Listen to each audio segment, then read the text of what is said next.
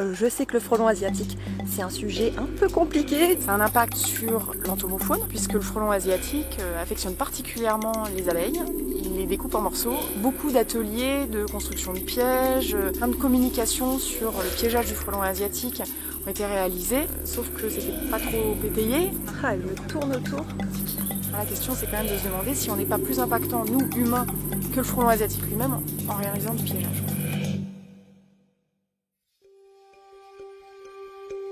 Bienvenue dans ce nouvel épisode. Aujourd'hui, sujet un peu piquant puisqu'on s'attaque au frelon asiatique. On va voir ensemble pourquoi il ne faut pas forcément en avoir peur et surtout les bons gestes à adopter en sa présence. Et je rejoins tout de suite sur le terrain Julie qui connaît bien cette espèce. Et j'espère que je ne vais pas décéder pendant ce tournage. Ah non, je rigole.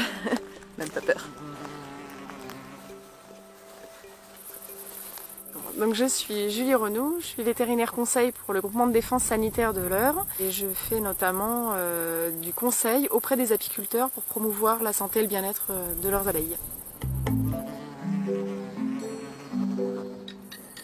Déjà, c'est un hyménoptère. Il a une tête, deux yeux, un thorax, un abdomen et des petites pattes. Il ressemble évidemment à son cousin autochtone, au frelon européen, encore appelé frelon crabereau. Il est un peu plus petit que le frelon crabereau, il est plus sombre, il a juste une bande orangée sur la partie terminale de son abdomen, alors que le frelon crabereau a des bandes jaunes. Ce qui permet de le distinguer aussi, ce sont ses pattes qui sont jaunes, alors que les pattes du frelon crabereau sont noires. Et dans son comportement, il est plus vif, plus rapide que le frelon crabereau.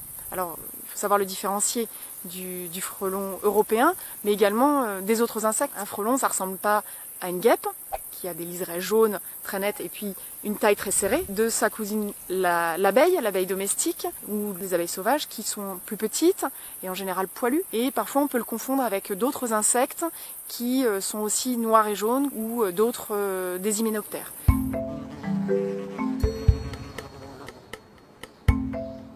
À la sortie de l'hiver, des fondatrices vont essayer de construire un petit nid appelé nid primaire. Chaque fondatrice va pondre dans son nid une quarantaine d'œufs, le but étant de produire quelques ouvrières pour les aider dans leurs activités. Environ 6 semaines plus tard, les ouvrières sortent des alvéoles et vont commencer leur boulot. Elles vont aller chercher de la nourriture pour leur reine, pour la fortifier et qu'elle puisse ensuite pondre d'autres œufs. C'est comme ça que la colonie s'agrandit petit à petit. Au bout d'un moment, quand il commence à y avoir beaucoup d'individus et si la localisation du nid primaire ne permet pas son développement, la reine s'envole avec ses ouvrières vers un emplacement où elles seront plus en sécurité et où la colonie aura de la place pour fabriquer un gros nid secondaire. À partir de là, la reine ne sortira plus du nid. Elle va pondre pour agrandir sa colonie. Et c'est là que l'activité de prédation des ouvrières va se développer puisqu'elles vont aller chercher de la nourriture pour les larves qui se nourrissent principalement de protéines. Puis, entre septembre et novembre, c'est la reproduction. Des mâles ont été produits à l'intérieur du nid pour féconder les futures fondatrices. Une fois la repro terminée, l'ensemble de la colonie, mâles et femelles, va mourir. Les fondatrices, elles, vont tomber au sol et se cacher le mieux possible pour hiverner. Quelques dizaines de fondatrices vont alors survivre à l'hiver et entrer en compétition au printemps prochain. Les plus fortes, qui auront tué leurs congénères, pourront coloniser le milieu pour fonder leur propre colonie. Et la boucle est bouclée. Alors un nid primaire est tout petit, c'est la taille d'une orange, parfois même un peu plus petit, d'une grosse balle de tennis. C'est assez caractéristique, on voit du papier mâché qui est enroulé en feuilles et à l'intérieur des strates avec des alvéoles. On peut parfois trouver la reine fondatrice à l'intérieur du nid primaire. Ce nid il est présent en général du mois d'avril jusqu'au mois de mai, juin. Et après, les colonies se développent et la reine va aller fonder un nid secondaire, donc là qui est très gros. On a des nids qui peuvent faire jusqu'à 1 mètre de circonférence et ce sont des nids assez ronds, un peu piriformes, donc en forme de poire, qui ont une petite ouverture sur le côté pour l'entrée et la sortie des frelons asiatiques. Alors les nids primaires, on peut les trouver au sol, dans des garages, dans des endroits en général un peu abrités, où finalement la femelle fondatrice a nidifié, donc où elle a passé l'hiver. Il faut ouvrir l'œil pour les trouver, Parce que si on arrive à éliminer ce nid primaire, il ne se transformera pas en nid secondaire, la colonie ne se développera pas, et derrière, c'est 2000 individus, 2000, 3000 individus en moins. Alors les nids secondaires, en revanche, on va les trouver en hauteur, en général à la cime des arbres, et du coup ils sont beaucoup plus difficiles à repérer, puisque les nids secondaires se développent à partir du mois de juin, donc évidemment les arbres sont en feuilles, et c'est pas toujours évident de les voir.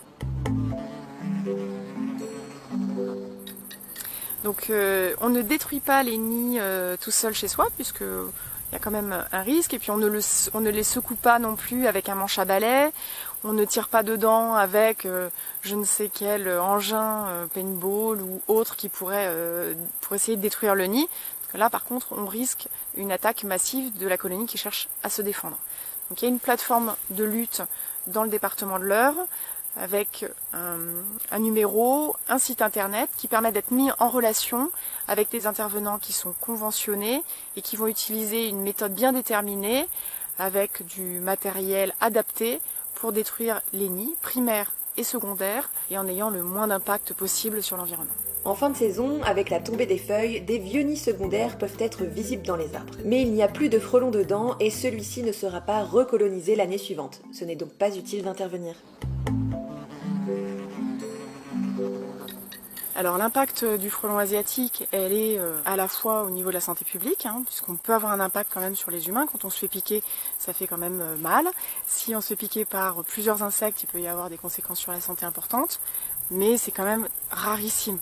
C'est-à-dire que pour se faire piquer par plusieurs individus d'une colonie, il faut vraiment être allé titiller cette colonie. Et si on les laisse à distance, qu'on ne vient pas les embêter, il n'y a pas de raison qu'il y ait d'attaque. Néanmoins, ça peut constituer une nuisance, parce que comme je le disais, ils vont être attirés par des crèmes glacées, par des choses qui sont produites par l'humain, donc attirés par les activités humaines. Et puis comme c'est une espèce qui est carnivore, elle va aller sur les marchés manger des morceaux de viande, manger des morceaux de poisson.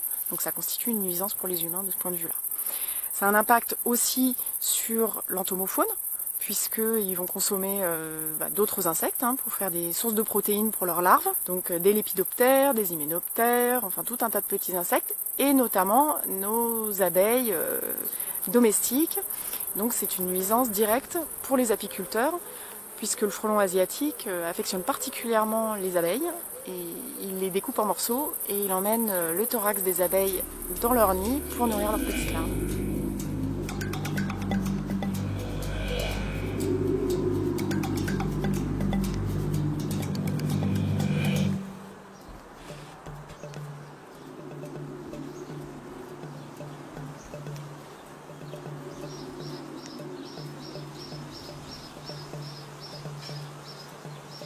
De manière générale, on voit qu'on a des pics de développement du frelon asiatique dans les secteurs qu'il a envahi, et après ça a tendance à se stabiliser, à redescendre un peu, c'est ce qu'on constate dans les différents départements.